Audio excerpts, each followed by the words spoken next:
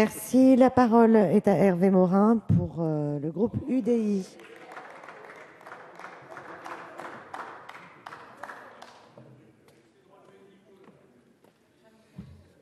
Madame la Présidente, Monsieur le Ministre, ma chère Présidente de la Commission des Affaires sociales, mes chers collègues, Madame la Présidente de la délégation,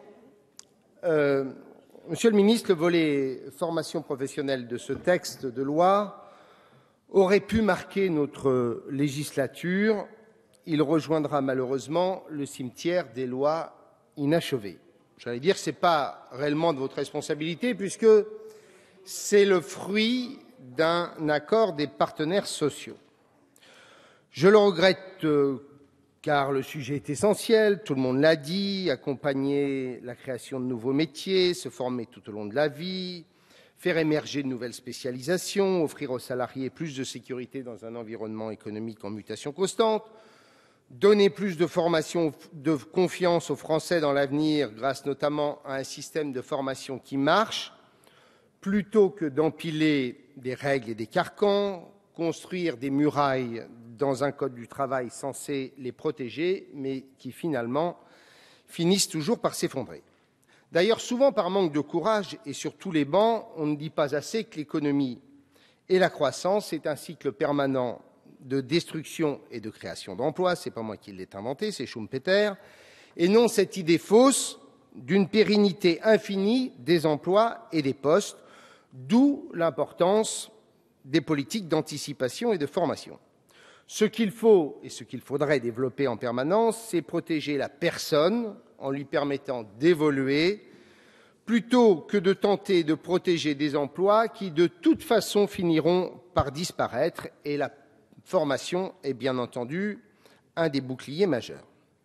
Ce texte était aussi l'occasion de donner corps aux recommandations de multiples rapports, nombreux rapports, aussi unanimes les uns les autres, dénonçant le gaspillage ou le manque d'efficacité des 32 milliards des fonds de la formation professionnelle et son organisation aussi opaque qu'inefficace.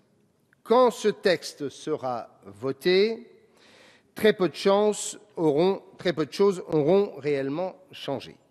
Les objectifs du projet que vous nous présentez aujourd'hui, sécuriser les parcours professionnels, déployer le compte personnel de formation, améliorer l'accès à la formation de ceux qui en ont le plus besoin, faire de la formation professionnelle un investissement de compétitivité dans l'entreprise, sont aussi ambitieux que les propositions issues des partenaires sociaux sont en vérité et malheureusement inabouties. Nous sommes en face d'une réforme embryonnaire qui tente de simplifier l'énorme tuyauterie de la formation sans remettre en cause son architecture principale, source pourtant de nombreux dysfonctionnements dont souffre notre système. Permettez-moi de les considérer les uns après les autres. La formation des individus d'abord. Le CPF succède au DIF. Il y a bien la portabilité, mais je ne vois que très peu d'autonomie supplémentaire et très peu également de droits nouveaux pour les salariés et les demandeurs d'emploi. On change de sigle pour donner l'apparence du changement, pour qu'en fait rien ne change. C'est très classique dans l'administration et le système français. Le volume d'heures de formation reste en effet trop faible, on l'a tous dit, 150 heures de formation sur 9 ans, c'est-à-dire à peine 30 heures supplémentaires par rapport au DIF, c'est donc l'équivalent d'un mois de formation.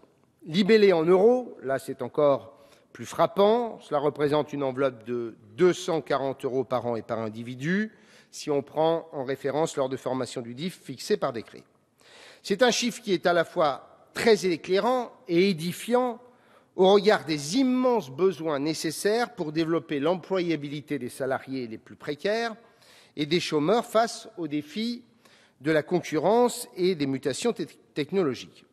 Je ne vois pas non plus dans ce dispositif ce qui va permettre, et c'est pour moi le plus grand reproche que je ferai, de corriger les très fortes inégalités d'accès à la formation entre qualifiés et moins qualifiés. Le CPF est en effet un dispositif uniforme qui ne tient pas compte du salarié, alors qu'il aurait fallu augmenter les ressources au profit des individus les moins employables prendre en compte la distance de la personne par rapport à l'emploi et ses besoins de nouvelles compétences. Deuxième enjeu, normalement, de ce texte, c'était réduire l'opacité du système. Là aussi, c'est un échec.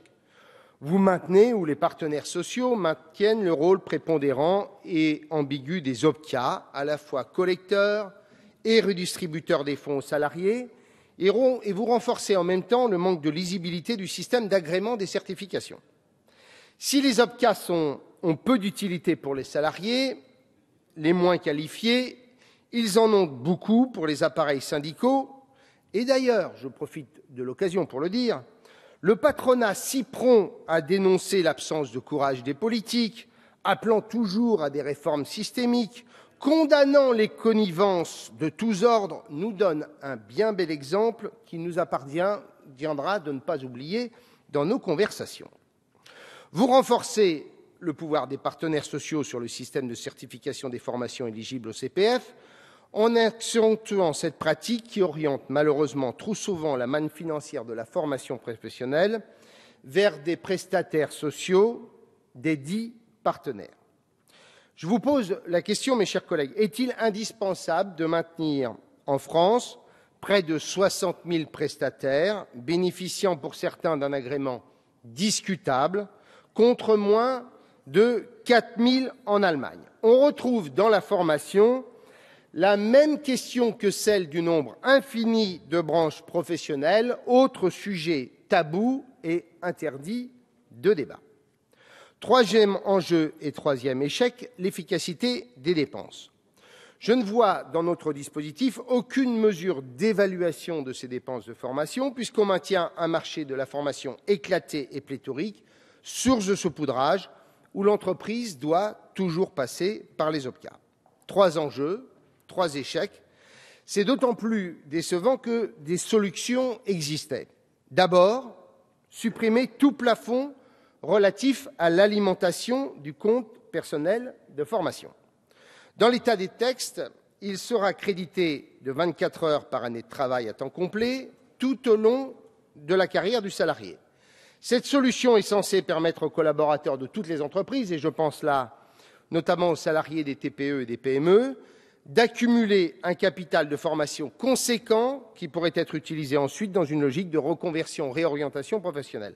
Or, tout le monde le sait, c'est au moins 500 heures qu'il faudrait. S'agissant de la réduction des inégalités d'accès à la formation entre qualifiés et moins qualifiés, nous proposons, nous, à l'UDI, un système d'abondement inversement proportionnel à la formation initiale de la personne. Le système proposé, qui pourrait s'appuyer sur une logique de notation liée à la formation initiale, aurait le mérite de proposer un mécanisme réduisant les inégalités. En clair, la République a pour vous dépensé moins pour l'école, elle dépensera plus pour vous dans l'avenir si vous en avez besoin. Ça, ce serait une vraie politique de formation qui permettrait de réduire les inégalités. Enfin, je m'interroge sur la nature des formations éligibles au titre du CPF, qui s'apparente à une usine à gaz avec des listes qui seront établies par les partenaires sociaux. Nous aurions, pour notre part, voulu une politique d'évaluation et de certification indépendante des formations à travers la création d'une agence de certification. Inspirons-nous, mes chers collègues, du Danemark, qui a fait ce choix à travers une agence nationale, publique, indépendante, relevant du Parlement, et qui évalue la formation continue. Enfin, notre dernière proposition sera d'instituer un crédit d'impôt pour toute personne, qu'elle soit salariée ou à la recherche d'un emploi, abondant à son initiative son compte personnel de formation. En quelque sorte, on pourrait déduire de l'impôt sur le revenu les sommes que vous viendriez mettre sur ce compte de formation.